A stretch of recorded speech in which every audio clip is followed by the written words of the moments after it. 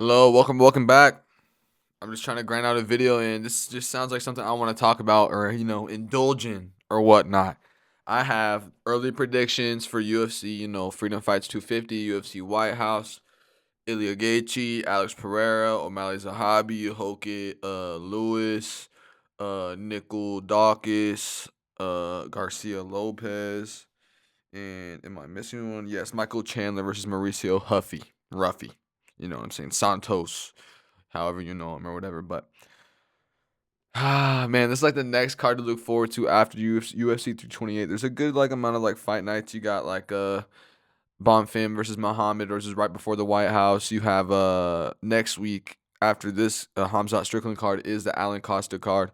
That one's to be crazy. Arnold Allen versus Mikuzo Costa or Acosta. I'm pretty sure there's no A in front of that, but and then I think you got another one in between that, or maybe it's a week off. I don't know, but we'll get to it. Let's kick right off with this fucking first one here. You got Diego Lopez versus Steve Garcia, and before I even just talk about this fight, I literally just said let's start off. But if you are really thinking that this is a bad card or UFC 228 is better than this card, shut up, bro. And I hate to be that guy and be like, "Oh, I'm not a casual, I'm a hardcore, this, that." I don't care. I don't call myself anything. I just like the shit. You know what I'm saying? But UFC White House is so much better than Hamzat Strickland. Like, let's be real here. Obviously, we want Sean Strickland to win. It's gonna be a good fight, regardless, even if Hamzat wins right away. But we can kind of see how it's gonna play out. Yes, we can see that with the Ilia Gaethje fight, whatever. It's an Ilia fight at the White House, one of one event ever. Um, People are just acting just because there's 6 or 7 fights on this shit. People are fucking acting crazy, saying this thing is dog shit. Like, bro, shut the fuck up. This shit is amazing. Your first fight is Steve Garcia versus Diego Lopez, bro. What's going on? Just shut up. Really, every fight on this card is good. Even the Bo Nickel and Kyle Dawkins fight. I'm sorry. Kyle Dawkins will be submitting Bo Nickel on UFC grounds too. Unless someone pays him behind the scenes to let Bo Nickel have his moment, like Trump. Literally just he gives him the gold Trump card. And, I'm pretty sure Steve Dawkins is from America. But, just to have it, just because it's cool. You know what I'm saying? I bet I could see that happening. Whatever. Let's go into the predictions. 2 minutes in, 41 seconds. Haven't done shit yet. I'm just going to get straight to it, bro. I think Steve Garcia is going to beat Diego Lopez. And let me tell you why, man. We click on this matchup here on my phone. Obviously, I look at this. Diego Lopez coming off a loss against Volk. Steve Garcia is coming off a win. Forgot who it was against. Let's click on this thing. Oh yeah, David Onama. November 1st. Damn, it's been a minute. David Onama, whatever. And we'll go to the win by here.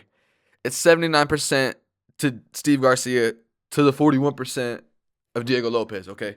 The only upper hand Diego has over Steve Garcia is the grappling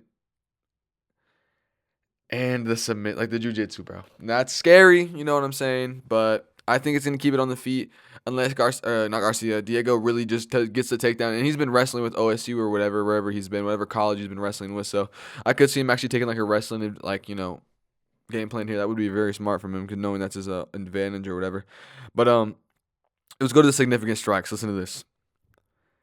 Steve Garcia lands 5 basically per minute to the right under 4 of Diego Lopez. So he lands a little more. Significant strike percentage are both at 49. Obviously Diego Lopez is at 47, but it's the same shit basically. This is what scares me for Diego Lopez. He absorbs 4.56 shots per minute compared to the 2.12 of Garcia. Obviously, Diego Lopez fights at that higher pace, all right? And that's on the feet. If they're striking for real, clinch, uppercut, hooks, quick, they're both spamming those, you know what I'm saying? Maybe throw an elbow, spinning elbow in the mix of that, whatever. Throw a couple feints, boom, elbow to the fucking forehead, whatever. But I just think Diego Lopez has good power. We saw what he did to Sodiq Yusuff with the uppercut. Especially if they're in the clinch fighting like that, I could see him rocking Steve Garcia. But I could see him rocking Steve Garcia. This is what I'm trying to say. But if Steve Garcia lands on that, he's putting Diego to sleep.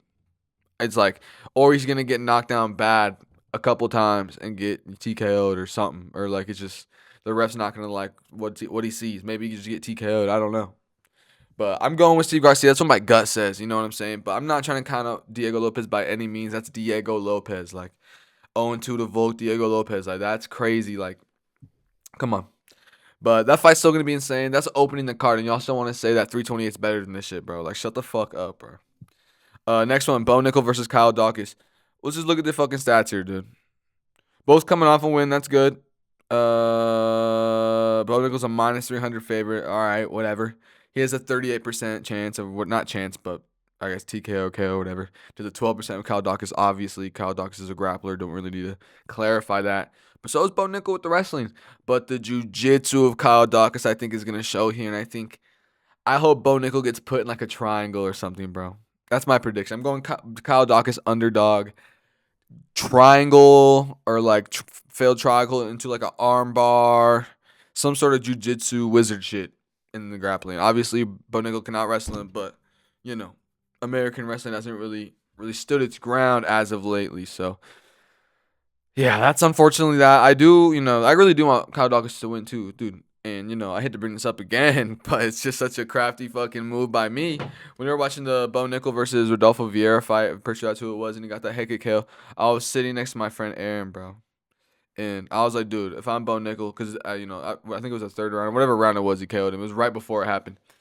He was, they were striking, and he was landing a little bit, and, he was biting on feints. I was like, dude, Aaron, if I'm Bo Nickel, I'm just going to throw a jab or whatever, then throw a fake uppercut, and then throw a head kick. Obviously, like uppercut to the body or whatever, just, or I guess a right hand to the body. I guess, if you're kind of going with it, there's a certain flow to where you kind of have to, I guess, kind of throw an uppercut to the body, or even just, feint it, and then throw the head kick after it, and that shit will, their hands drop, it's money. Boom, he basically did that shit. I didn't really see, I'm going to be honest, I didn't really see the uppercut, but he did something with his hand that made him, it was a sort of a feint, you know what I'm saying, but I'm just saying that was a crafty move by me or whatever, but yeah, I do want Kyle Dawkins to win, but that's all I want to say about that. Next one, Mauricio Ruffy versus Michael Chandler. Let's be real here. If Mauricio Ruffy can TKO Fiziev on the feet, which is insane, he's going to do bad things to Michael Chandler. And, being American, I want Michael Chandler to win and shine at the White House and retire on top. We see him on top. We saw him at the top. We met him at the top. See you at the top, blah, blah, blah. Sorry, I fucked that shit up. But how do I see this fight going? Let's be real. Fucking Ruffy is a minus 600 favorite. I could literally see him TKOing him in round 1. Or if not, round 2 after, Michael Chandler just kind of survives kind of like an onslaught because the mini Pekka he is, which is kind of fair. Let's see here. Win by. Yeah, 92% chance for Mauricio, bro.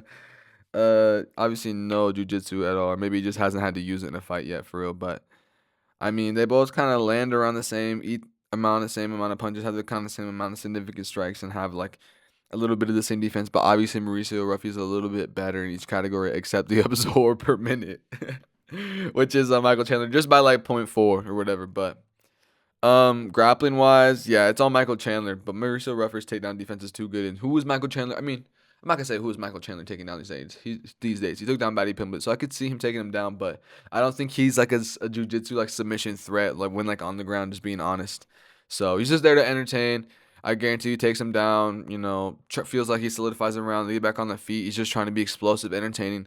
Impress everyone that is in the government or military or whatever. But obviously that's just written in stone. That's that.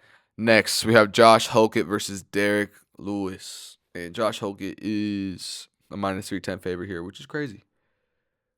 It's not crazy, I guess, because of what he did to Curtis Blades. But when I say what he did to Curtis Blades, it was a close fight. We all watched this. Obviously, Josh Holkett just had the kind of the cardio and the speed, obviously.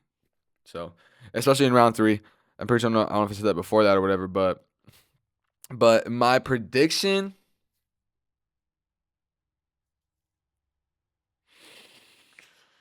I don't know. This is the early prediction too. So this isn't even final or nothing. This is just whatever. I haven't really thought about it for real. Yes, I have, but obviously it's either Derek Lewis KO or Josh Holkett gasses out Derek Lewis and eats a couple shots, gets rocked for sure, but like survives because he has a crazy chin, which he does. We saw in the Curtis Blades fight, and the pace that Josh Hockett would have to keep on not Curtis Blades, Derek Lewis to kind of get him to slow down and only throw one shot, big shot. You know, if Derek Lewis is quick, not Derek Lewis, Josh Hockett is quick. I can see the Letterman skill. You know, footwork. You know what I'm saying? Especially how tired Derek Lewis will get, but also like Derek Lewis flying knee at White House. Why the fuck not? Like Derek Lewis is on some shit like that. He deadass gets a flying knee, gets the ground and pound Josh Hockett. You know, he's for some reason is like the down Vato leaving the arena, bro. Just like sad or whatever. And then Derek Lewis wins. But like, I don't know. This fight's gonna be crazy. Like we all know this fight's gonna be crazy. Plus he just fought Curtis Blades too, and he went to the hospital right after the fight. So he might not be 100% fully recovered from any lingering injuries he had before the fight, or the one that he got, or maybe that injuries that got re-injured in the fight, or whatever that he had that were lingering. Whatever, I already said that shit. But if I were to choose one of these people, I'm gonna go. I'm going Derek Lewis finding the shot. I'm going Derek Lewis finding the shot on Josh Hockett. He could knock anybody out. Knockout King is on his chest tatted, bro. He's not joking. He holds the record for most knockouts, and I think he's going to add another one on the list. He's going to have 30 wins, 13. No way he retires, but this will be like probably the biggest moment of his career. Josh Hockett is undefeated, though, so I don't want to actually count out Josh Hockett. These are the early predictions, but do not be surprised if Josh Hockett just kind of cardio mogs Derek Lewis and just kind of picks him apart. Not at range, but blitzing him with quick combos and like backing out. Maybe like even honestly grappling, bro. Josh Hockett's grappling. That's scary. But I don't know. Regardless, however the fight goes, Derek Lewis will be tired. He still can always find that one punch without the whole 15 minutes. So I'm gonna rely on that for now. Next we got O'Malley versus Zahabi at the White House. Obviously, Sean O'Malley's gonna pick him apart for 3 rounds. I don't think he's gonna get a highlight KO as much as I want him to, bro. Zahabi's chin is just goated, bro, for no reason. Like multiple soccer kicks from Jose Aldo, which dropped him, but he got up and still survived and beat Jose Aldo, which is like just insane. Whether you agree with the decision or not, it's still on the books, is a win. Zahabi cockroach maxing is like a good bet here. Like, let's be real. Like, we would all. It's just like I literally watched MMA Guru's video, whatever. He's talking about the predictions for Hamzat Strickland. He's like, the best base for MMA predictions is whatever I want to happen, but the opposite of that. And, you know, that's low-key facts. And just thinking of that, obviously it's going to be Zahabi cockroach maxing like he does, bro. That's what he's... I don't want to have to repeat all these other YouTubers, bro, but, like, that's literally what he does, bro. But,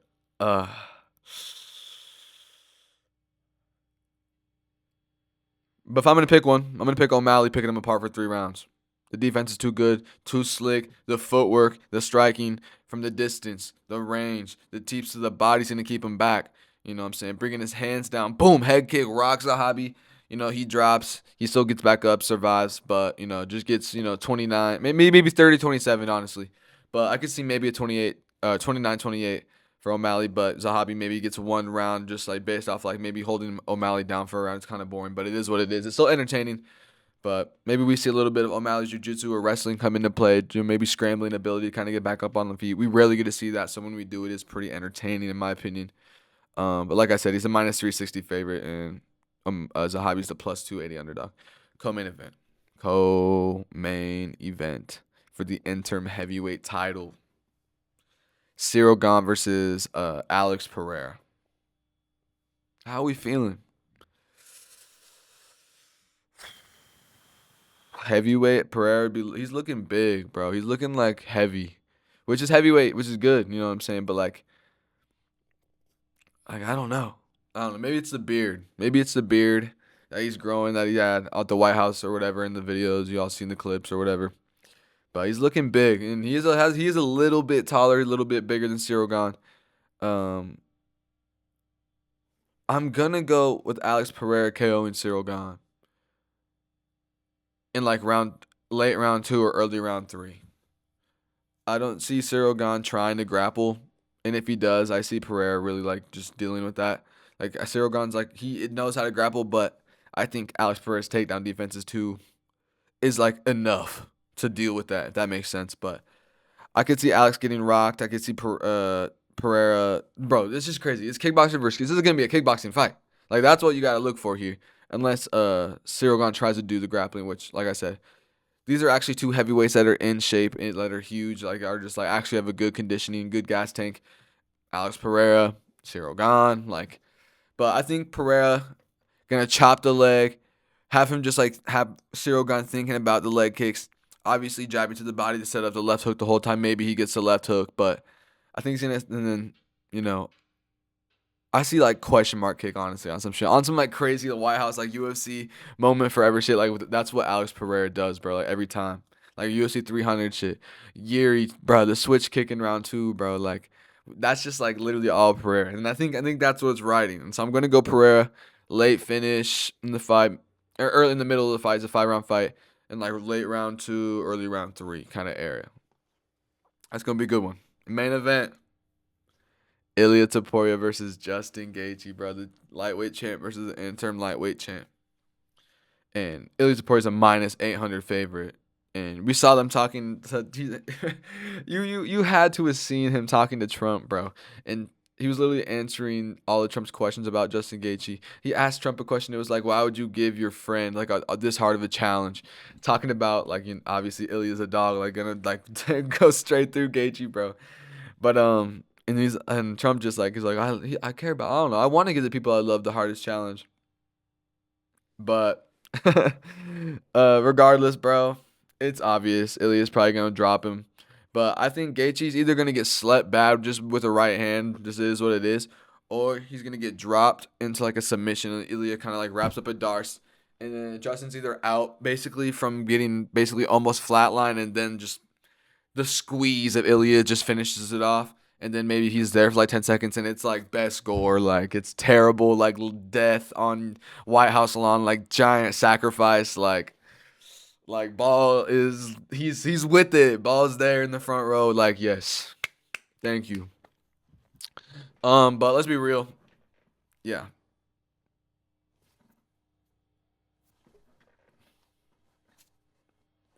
But yeah, like I said, let's be real. Like I said, I think Ilia's gonna drop him. Yeah, I think this is literally gonna be that, bro. Oh my god, I'm literally gonna be just like, bro. And I bought tickets to this at Cosmo Atlanta, which is like this, basically this, not like a mini sphere, but you know it's like the giant fucking screen. Y'all see the fucking like videos if you're like on UFC Reels or whatever of like that one. It looks like it's like a certain camera angle or whatever, but it's just crazy. It's gonna be on a giant fucking screen. And oh my god, I can't wait to watch that there and then watch the card back like on a normal broadcast or whatever, bro. Cause I don't know if we're gonna have like sorry, I keep on fucking ruining that. I don't know if we're gonna have I've never been there before, so I don't know if the audio will play like obviously it's gonna play it, but is it gonna have like commentary? Like I don't know. I'd assume so. But are people gonna be too loud? They're not gonna respect, like just I'm there for like, bro, you don't understand. Are they gonna respect it basically what I'm saying? I don't know. But this fight card is going to be so good, bro. I will be dropping my final predictions, closer to the card whenever that comes out. But I just want to give my early predictions, kind of talk about it, how I think it's going to play out, all that. The card's going to be fucking crazy. If you like this, don't forget to like, comment, subscribe, blah, blah, blah. Subscribe, blah, blah, blah. Subscribe, blah, blah, blah. Subscribe.